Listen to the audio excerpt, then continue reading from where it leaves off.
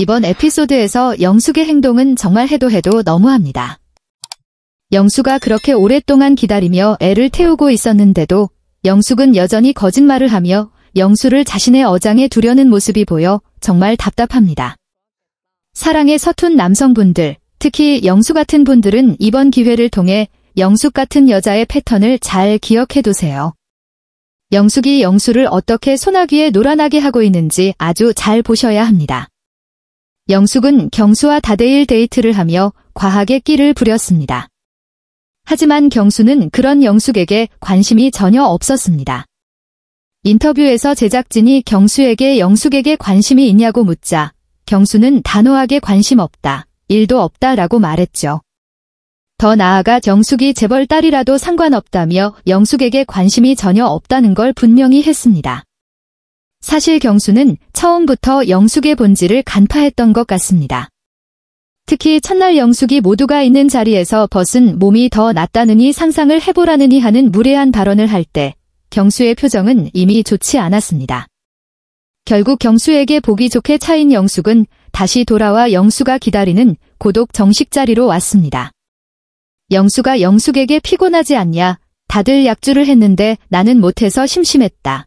경수랑 데이트는 어땠냐고 묻자 영숙은 그냥 맛있게 잘 먹고 왔다고만 답합니다. 처음에는 재미있게 라고 말하려다가 재미없다는 걸 본능적으로 느꼈는지 대화를 멈추고 음식 얘기만 하며 넘어가죠.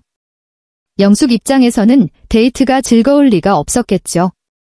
자신의 자존심을 건 플러팅을 펼쳤지만 경수에게 완전히 무시당했으니 기분이 좋을 리가 없습니다. 그리고 이어서 영숙이 한 말이 정말 재밌습니다. 나는 얘기해보고 싶은 사람들과 다 해봤다 라며 본인의 선택이 어쩔 수 없었던 것처럼 프레임을 잡기 시작한 겁니다. 사실 경수를 고른 건 영수에게 죄책감을 피하고 싶은 마음에서 나온 선택일 뿐이죠. 영숙은 영수가 계속 자신을 따라다닐 것을 알고 있기 때문에 이렇게 프레임을 구축하며 영수에게 젖절 수 없는 상황이라는 핑계를 만들어 놓는 겁니다. 이제 둘의 본격적인 대화가 시작되자 영수는 내 마음을 다 알지 않느냐, 다 얘기했으니 내가 직접적으로 아니더라도 간접적으로라도 나에게 시그널을 주면 감사하겠다 오고 말합니다. 이 대사는 정말 잘못된 방식입니다. 여러분, 이런 말투는 절대 따라하면 안 됩니다. 이러한 말투는 상대방을 리드하고 있을 때, 즉 내가 우위에 있을 때 의미가 있는 말입니다. 상대방이 나를 무시하지 않고 내가 우위를 점했을 때만 빛을 발하는 멘트죠. 그러나 지금 상황은 그 반대입니다. 영수는 이미 자신의 패를 다 드러냈고 영숙은 다른 남자와 데이트를 다녀온 상황입니다. 이 말인즉 영숙은 이미 영수를 이성으로서 전혀 고려하지 않는다는 뜻이죠. 이쯤 되면 영수도 알아차려야 합니다. 여성은 진심으로 관심 있는 남성에게 절대 애매하게 행동하지 않습니다. 보세요. 정희가 상철에게 얼마나 적극적으로 표현하고 있습니까? 현숙 또한 경수에게 적극적으로 애정을 표현합니다.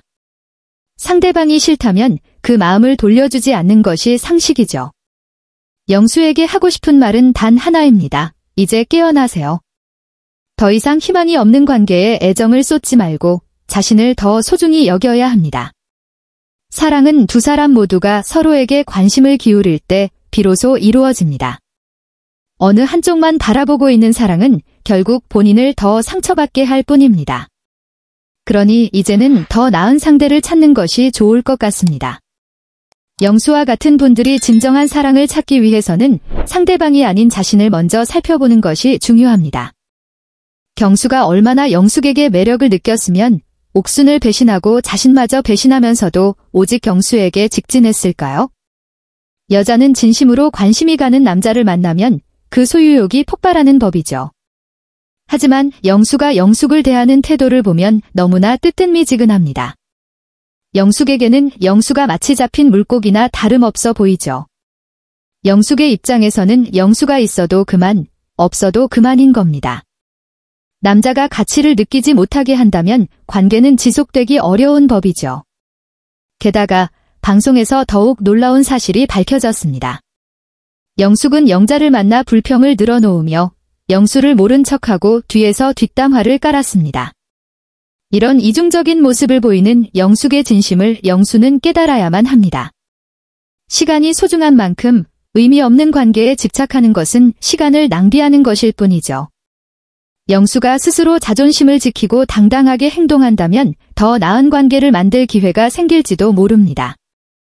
하지만 영수가 아직도 영숙에게 굽신거리는 모습을 보자 영숙은 또 다른 변명을 이어가고 있습니다.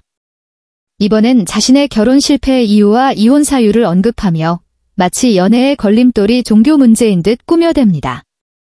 내 결혼 실패 사유, 이혼 사유가 종교적인 것 때문이었다는 건 알지 않냐? 라고 묻습니다. 영숙은 종교적인 차이가 연애의 장벽이 될 수 있다고 말하면서도 종교 자체는 존중한다고 주장합니다.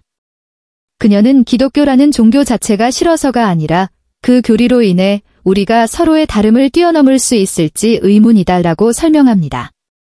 결국 영숙의 말은 복잡하게 들리지만 핵심은 한 가지입니다. 이 관계가 본질적으로 어렵다는 것에 핑계를 대고 있는 것이죠. 이러한 변명에 영수는 진지하게 다가가며 묻습니다. 그럼 내 마음속에 남은 사람이 몇 명이냐? 영숙은 2명 정도 남아있다고 답하며 두 사람에 대한 마음이 6.5대 3.5로 나뉘어져 있다고 설명합니다. 그러면서도 종교 문제에 대해서는 계속 고민해보자고 합니다. 영수는 이러한 상황 속에서도 끝까지 최선을 다하려는 모습을 보입니다. 인터뷰에서 그는 어떻게 이 문제를 풀어야 할지는 모르겠지만 영숙도 만족하고 나도 만족할 수 있는 결과를 만들어내고 싶다며 결심을 다집니다. 하지만 시청자들이 예상한 대로 영수의 마음과는 다르게 예고편에서 영숙과의 종교 문제로 다시 만나는 장면이 나오는데 여기서 영수가 선한 영향력이라는 단어가 있다. 하지만 그건 강요와는 전혀 다르다고 말합니다. 영수는 자신의 선한 의도를 설명하려고 하는데 이는 영숙의 반응을 살피지 못한 결과입니다. 영수의 순수함은 오히려 영숙에게 쉽게 휘둘리는 계기가 되고 있습니다. 사실 영수는 영숙이 자신을 진심으로 받아들이고 있는지 아닌지를 진작에 깨달았어야 했습니다. 상대방이 거짓된 모습이나 구실로 관계를 유지하려 한다면 더 이상의 감정 낭비는 필요 없는 법입니다. 영수가 이제라도 자신을 소중히 여기고 더 나은 사람을 만날 수 있기를 바라는 마음입니다. 그리고 연애에 있어 중요한 것은 상대방을 무조건적으로 이해하려 하기보다는 자신이 무엇을 원하는지 분명히 아는 것입니다.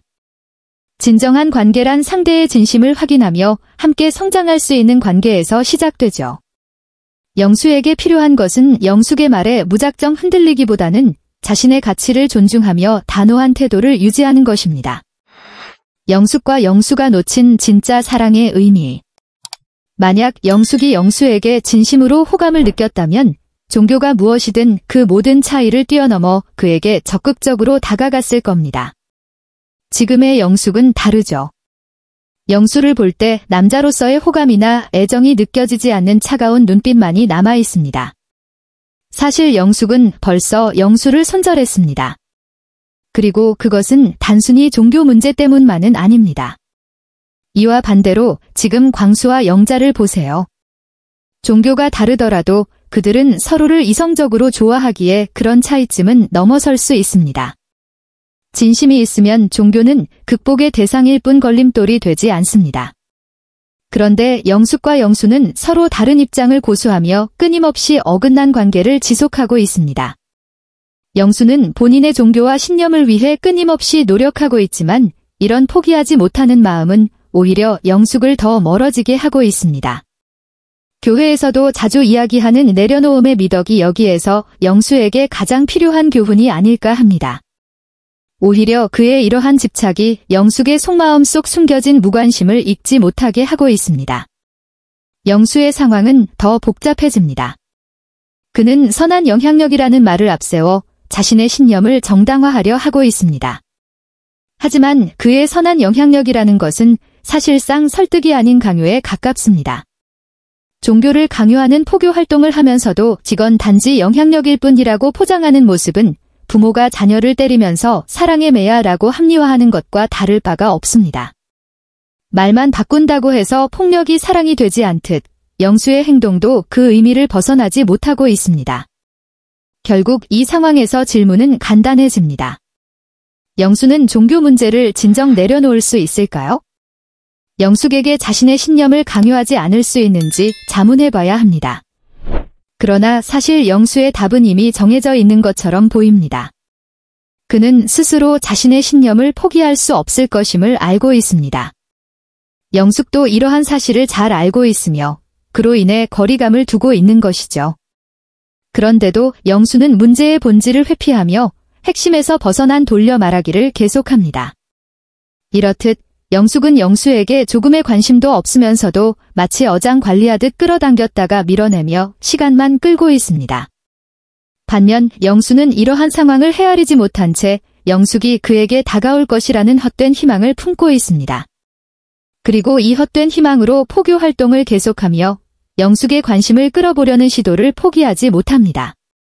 서로가 솔직하지 않은 상황 속에서 답이 없는 관계를 지속하는 두 사람의 모습은 이 사랑이 사랑인지 아니면 단순한 다단계처럼 보일 정도로 웃음을 자아냅니다.